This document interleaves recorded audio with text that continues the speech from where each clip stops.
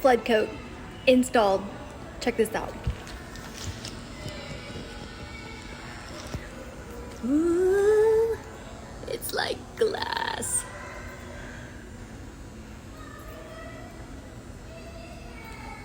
Nothing like a classy game of cornhole, right?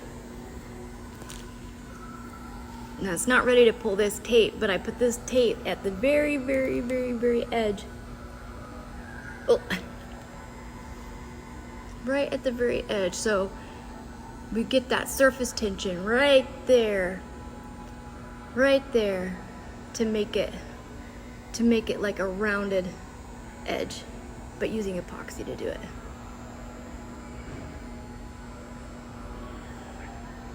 Your piece has to be super level to do this.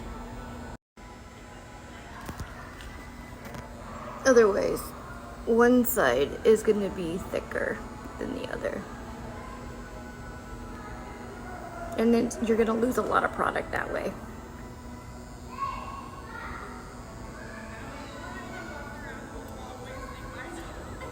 I'm going to pull this tape right when it starts to get tacky, and it'll stay just like this.